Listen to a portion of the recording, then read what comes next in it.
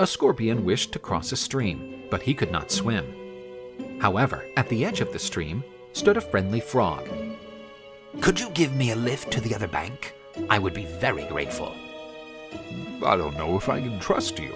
That sting of yours is quite dangerous. There is no need to worry. I will not hurt you. Otherwise, I would drown.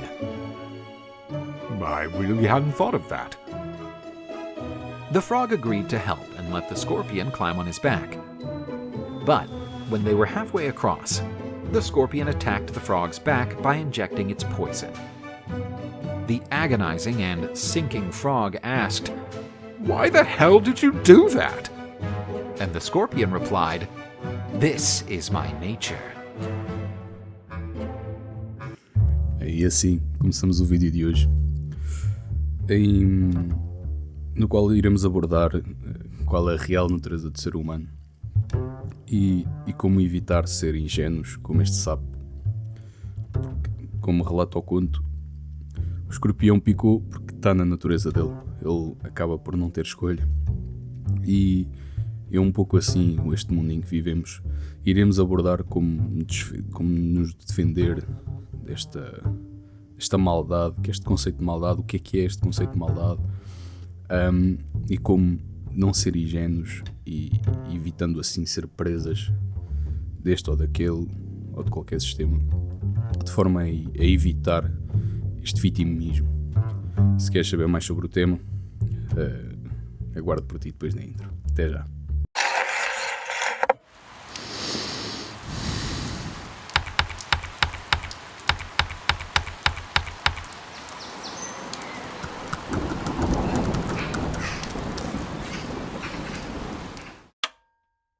Ora bem, o tema de hoje é então sobre este modo de predador do ser humano para consigo mesmo, e o nome que está aqui escrito, digamos, deste esquema mental é Homo homini lupus, e vamos abordar um pouco mais de onde é que surge este conceito e o que é que ele significa. E antes de começar o vídeo, como já é tradição, deixo aqui uma questão para colocarem na secção dos comentários ou no vosso livro de reflexões, que é basicamente: para ti, o ser humano, nós somos bons por natureza? Somos maus por natureza? Ou o que é que somos por natureza? Este vídeo vai no sentido de encontrar uma resposta para esta questão, e vamos lá então começar aqui por esta questão de o predador do homem. Esta expressão Homo homini lupus significa, em português, seria algo como o homem é o lobo do homem, e o lobo aqui está no sentido metafórico como o predador. E porquê que o homem é o predador do homem? Um predador é aquele que coloca em causa a tua sobrevivência. Este é o conceito de algo predatório ou de um predador. E o homem, dado o seu desenvolvimento, nós acabamos por estar no topo da hierarquia de sobrevivência, ou seja, nenhum ser abaixo de nós ou nenhum ser da natureza nos compromete ou compromete a nossa sobrevivência, porque nós evoluímos, isso é notório. No entanto, sobra-nos o maior predador do homem, que é o homem, o nosso colega, digamos assim, ou o nosso semelhante. E isto surge esta expressão, inclusive o Homo homini lupus, surge do realismo de Thomas Hobbes, ele tem uma obra que é o Leviatã, em que basicamente ele defende que o homem é o predador do homem. E isto foi algo que eu comecei a notar cedo na minha vida, que era todos estes conflitos emocionais ou impedimentos que eu tenho de evoluir, acaba muito por ser causa de outro ser humano, de um próximo, de um semelhante. E dado essa questão, fui aí em busca de respostas, e uma delas está em Thomas Hobbes, outra está em Maquiavel, na sua obra O Príncipe, onde ele aborda como os jogos de poder. Simplesmente ele escreve uma obra para o seu príncipe e nele relata estratégias e como o comportamento humano, relata comportamento humano e como o príncipe pode tirar proveito disso para se manter no seu poder. É uma obra pequena, se puderem leiam. E outra obra já conhecida, é um clichê, mas é daqueles clichês que é bom, que é a obra de As 48 Leis de Poder, de Robert Greene, em que ele também aborda esta questão dos jogos de poder e como lidar com esta questão predatória do ser humano para consigo mesmo. E isto surge, agora aprofundando um pouco mais, de porquê que o ser humano é vil e destrutivo para com o próximo. Porquê que isto surge? Então, nós, como temos vindo a abordar no canal, somos seres biopsicossociais e já abordamos. E então vamos começar pela parte da biologia evolutiva. Nós evoluímos no ambiente de competição de recursos. Esta é a natureza por si, é o ambiente natural, é todos competirem por recursos, porque eles são finitos e nós vamos querer sempre o maior número de recursos para nós mesmos. Isto é biologia pura. Como é que se pode averiguar isto? É muito simples. Em eventos de calamidade, conheça-se o que houve aí há anos, que acho que não se pode dizer no YouTube, ou agora, por exemplo, quando nós tivemos um apagão em Portugal, em que as pessoas iam bem às compras buscar os seus produtos para conseguirem garantir a sobrevivência no máximo tempo possível, porque não se sabe ao certo quanto tempo é que o apagão iria durar. E há vários tipos de pessoas. Há as pessoas que vão e recolhem os recursos que podem de forma pacífica, há aqueles que vão e tentam recolher os que podem e os que não podem, que já são dos outros, entrando em confronto. Há os que vão no final e reclamam porque não há recursos para toda a gente. Há vários tipos de pessoas. Em suma, quando se por alguma eventualidade existir um apagão de 1 mês, 2 meses, pelo que seja, e a sobrevivência, ou seja, esta questão biológica for a realçar mais no meio, o ser humano vai ser, em suma, isto, competição por recursos. E como é que se obtém recursos? Nesta nova dinâmica que nós vivemos, não há 100 mil anos atrás, onde vivíamos em grutas todos juntinhos para sobreviver, mas no mundo de hoje, através de status. Os status vão-nos garantir dinheiro, vão-nos garantir possibilidades, oportunidades, parceiras, etc, etc, etc. Outra questão é as parceiras, lá está, novamente, parceiros são por si mesmo uma questão de obtenção de recursos do ponto de vista biológico. Um parceiro é um recurso, porquê? Porque vai auxiliar a propagar o nosso ADN, e é isso que, entre aspas, a natureza quer de nós, que nós nos propaguemos. Dinheiro, o recurso nos dias de hoje, é com ele que tu podes fazer qualquer tipo de troca, e se tiveres dinheiro tens acesso a todo o tipo de recursos. E tudo isto se resume, toda esta competição por recursos, ou por status, ou por parceiros, ou por dinheiro, ou que seja o que for, tudo se resume à sobrevivência. Todo o ser humano que anda quer sobreviver. Isto na questão biológica. Do ponto de vista psicossocial, temos uma nova estrutura moderna de incentivos. E com isto, temos o incentivo à destruição do outro. É como se houvesse um incentivo velado na destruição do outro, e posso dar alguns exemplos, nomeadamente narcisismo performativo. Isto mais no ambiente de trabalho ou no ambiente académico, se vocês tiverem em contacto com este tipo de pessoas. São aquelas pessoas que, por exemplo, no trabalho não fazem nada, mas depois querem fazer o trabalho e apresentarem o trabalho como se elas tivessem tido a maior relevância.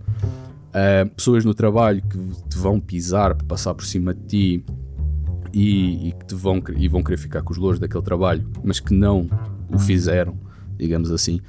Isto acaba por ser uma forma de narcisismo, e também é relevante nessas redes sociais da vida, Facebook, Instagram, LinkedIn, etc, etc, etc. Há toda esta questão narcisista e performativa de querer demonstrar ser melhor que o próximo. Toda uma manipulação social que acaba por estar ligada com o narcisismo performativo. Há esta manipulação de não só querer ser melhor que o outro, mas também de denegrir e destruir a imagem do outro. Os conhecidos haters, ou malta que simplesmente vai ao teu perfil e que não gosta do teu conteúdo, mas que perpetuamente está presente e a querer mandar abaixo o teu tipo de trabalho, quando acho que pessoas que estimam o seu tempo não perdem tempo nessas coisas. Exibição de poder, imensas exibições de poder, e ontem por acaso agora ando aqui em obras para o consultório, E pronto, estava numa dessas lojas onde se compra material para as obras, e estava na minha paz, a lanchar tranquilamente, quando começo a ouvir gritos atrás de mim, e observo como se fosse um filme, aquela situação, e reparo que está um homem aos berros com um empregado que está na caixa, mas a tratá-lo abaixo de merda, a tratá-lo de uma forma como se a pessoa que estivesse ali nem um ser humano fosse. E isto é uma exibição de poder, isto. E para além disso é uma forma velada de uma forma predatória. Porquê? Porque está a colocar em causa a sua sobrevivência. Em que sentido? Está a querer despoltar uma resposta emocional. Porque eu garanto-vos, se aquela pessoa falasse assim comigo, não iria acabar bem. Não iria acabar bem para mim ou para ela, seja para quem fosse. Mas tu não tens controle emocional nenhum. Não, tem simplesmente a ver com a invasão do espaço pessoal, tem simplesmente a ver com o conceito de autopreservação. E mais à frente também vamos abordar isto. E isto é por si só, este ato de falar mal com o empregado que está ali, não a servi-lo, porque os empregados não estão lá para servi-los, os empregados estão lá para, de certa forma, ajudar a empresa a crescer, e há muito esta noção de pessoas que estão mal e que aprenderam certos padrões de comportamento completamente disfuncionais, de tratar os outros como merda.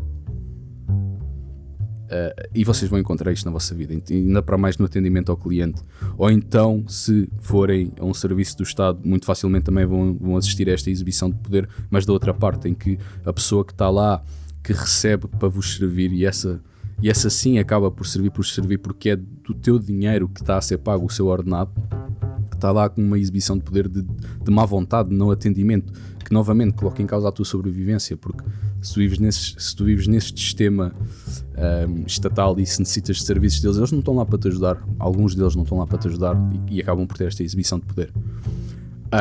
Há também um incentivo à psicopatia funcional, e nós agora tivemos esta publicação dos casos do Epstein, que tem sido, ou seja, o próprio ato de o mundo não ligar nenhuma ao que lá está escrito, às provas que lá estão, desde sa espaço crefício de B espaço BES. Bem, isto é um tema muito complicado. Pronto, de vi espaço violações de menores, pronto. E isto simplesmente não foi sequer abordado, ou foi abordado muito leve. E há todo um incentivo, entenda-se, de não há uma consequência real para este tipo de comportamentos. Então, se não há uma consequência real, se eu vou roubar uma loja e não sou nem me é incumbida a responsabilidade do que eu fiz, torná-lo-ei a fazê-lo. E o mesmo se observa, e suponhamos que eu era um político e que eu poderia roubar as pessoas à vontade e que não me aconteceria nada. Entendam isto como for melhor para vocês. Pronto, isto revela uma psicopatia funcional, e este é o mundo que nós estamos a viver hoje em dia. Ou seja, não há consequências na destruição do outro. Tanto nesta questão de narcisismo performativo, nesta manipulação social, nesta exibição de poder, nesta psicopatia funcional e muitos outros exemplos que podia extrapolar para aqui, mas que não vem ao caso, porque senão o vídeo ficava maior do que o necessário. Isto acontece porque, primeiro, não há uma consequência na destruição do outro. O próximo, é destruído como se de merda se tratasse e não um ser humano que está lá. E não há uma consequência disso. E isto é um problema que não é sistémico, ou seja, não é do sistema, mas sim é um problema estrutural, é algo mais profundo, e é algo que acaba por estar nesta estrutura do ser humano, incumbida nesta questão biológica da competição por recursos, que está, por cima disto, está assente numa estrutura social ou psicossocial, porque a parte social vai comprometer ou alterar esta componente psico do ser humano, em que os incentivos favorecem certos tipos de comportamento, e esses certos tipos de comportamento são sempre os destrutivos, são os predatórios, não são sempre, mas a maior parte das vezes são os predatórios para o ser humano, porque entre aspas, fazer o bem, digamos assim, não compensa. Nós tivemos agora, houve uma doutora brasileira que descobriu uma proteína que de certa forma reconstituía o sistema nervoso e acaba por, não diria curar, porque não se cura, mas há toda uma componente depois de fisioterapia e tudo mais, mas que acaba por auxiliar enormemente na recuperação de pessoas paraplégicas e tetraplégicas, e não se ouviu falar desta pessoa. Ou seja, o incentivo está muito mais para quem faz mal ao próximo. E isto, infelizmente, inclui destruir o outro. Portanto, é fulcral, é extremamente necessário tu quebrares essa tua inocência, tu deixaste de ser esse coninhas, esse tontinho de boa fé, porque o mundo não está por aí. O mundo não está por aí. O mundo onde vivemos, este mundo moderno, este mundo que se tem vindo a criar, é um ambiente completamente diferente e inclusivamente é predatório. Portanto, cria-se um ambiente onde a ingenuidade é explorada, a inocência é usada e a bondade sem discernimento é punida. Ok? Se tu fores ingênuo e inocente e se fores bondoso, digamos assim, o que vai acontecer é que vais acabar por ser destruído e ninguém te vai salvar. Ok? Portanto, vamos agora entender um pouco mais a fundo porque é que isto funciona assim, porque é que o ser humano acaba por ter este sentido predatório para com o próximo.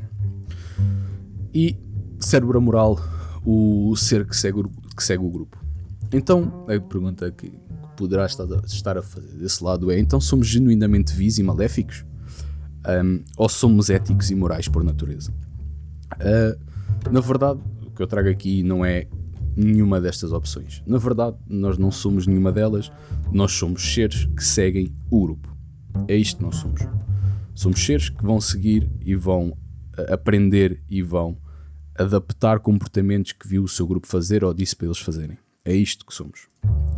Estava aqui há dias a ver, também devem ter visto que agora houve o clássico do Porto-Benfica, ou Benfica-Porto, seja o que for, e andou aí a circular um vídeo de um rapaz que estava naqueles vidros que eles meio que são enjaulados nos estádios, porque o ser humano é racional, lembrem-se, nunca passará pela cabeça do ser humano comum e ordinário matar o próximo.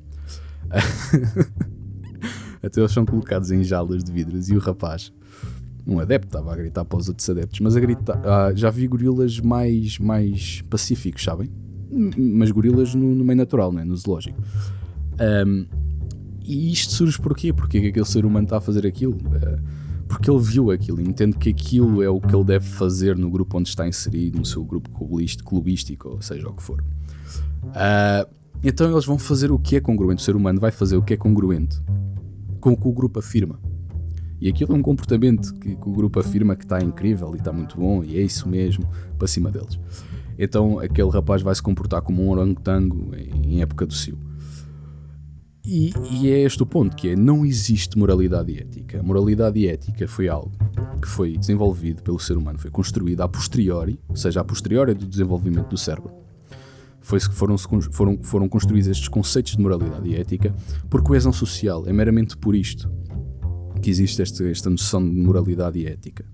Tanto que a variar de grupo para grupo, seja ele religioso, seja ele clubístico, seja ele partidário, hoje em dia as pessoas também discutem visões políticas ou opiniões políticas como se o que o outro está a dizer fosse... Ou seja, discutem política como se fosse um futebol.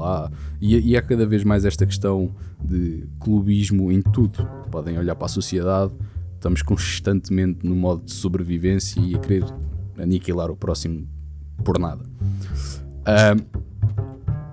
E foi assim que nós fomos desenvolvidos. Foi assim que nós crescemos. Toda a nossa história como seres humanos está assente em matar o próximo.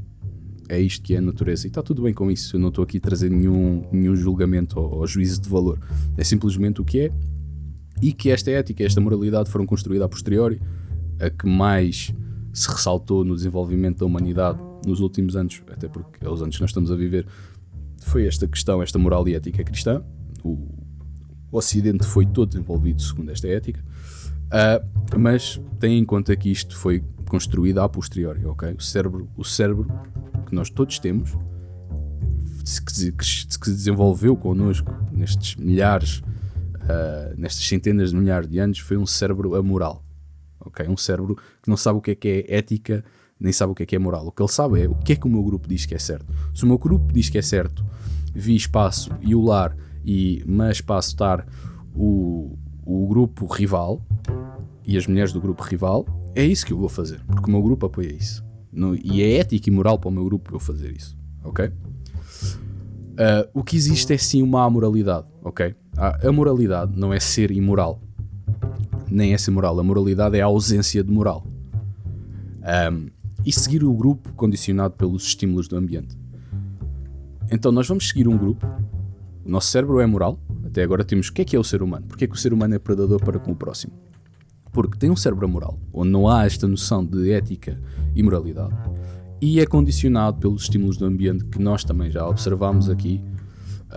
E isto não é de hoje, atenção, estas obras, O Príncipe de Maquiavel, o Leviatã e as 48 Leis do Poder são recentes, mas as outras obras são antigas, e inclusivamente há literatura para trás que demonstra esta vilania humana, digamos assim.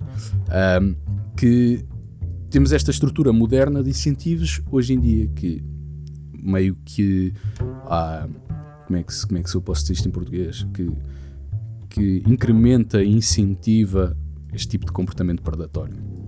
Então é isto que nós temos. Acabamos por ter um ser humano que é isto e está tudo bem. Não podemos ser inocentes a julgar que é bom ou mau por natureza. Ele não é bom nem mau por natureza, é moral.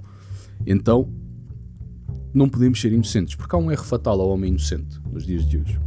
Aquele que acredita que todos operam sobre o mesmo código moral que ele, ok? Ou aquelas frases que são ditas enquanto cresces, deves ter ouvido isto em alguma fase da tua vida, é: se fores bom, o mundo será bom contigo. Ou se fores leal, receberás lealdade. Isto não existe, ok, no mundo real. Se fores bom, como já foi mostrado aqui em cima, se fores bom sem discernimento, vais ser punido. Severamente punido. Se fores leal, indevidamente ou discriminadamente, não receberás lealdade. Vais acabar por cair no ciclo predatório. E eu não estou a colocar isto como se tu que estás a ouvir este vídeo e eu, se fôssemos os anjos na Terra. Não, nós somos merda também. Nós somos todos seres humanos. Merda no sentido de amoralidade e incentivados pelos estímulos do ambiente. Somos todos iguais. Todos iguais. E se porventura, porque o teu grupo te disse: se fores bom, o mundo será bom contigo, ou se fores leal, receberás lealdade, ou se o que tu dás ao universo, o universo te devolve. Pronto, essas histórias. Se tu aprendeste isso e se adaptaste isso como um código moral, vais ter muitas dificuldades na tua vida. Lembrem-se que isto é um canal de saúde mental masculina, portanto, como homem e como produtor de conteúdo deste canal, busco sempre preservar a saúde mental masculina. Ou seja, se tu acreditares na bondade genuína do ser humano, vais acabar por projetar a tua ética nos outros e vais assumir uma boa intenção automática, quando a maior parte das vezes isso não se verifica, e simplesmente terás como resultado traições, desilusões, desgaste mental, e a tua saúde mental será destruída não pela maldade do outro. E este é o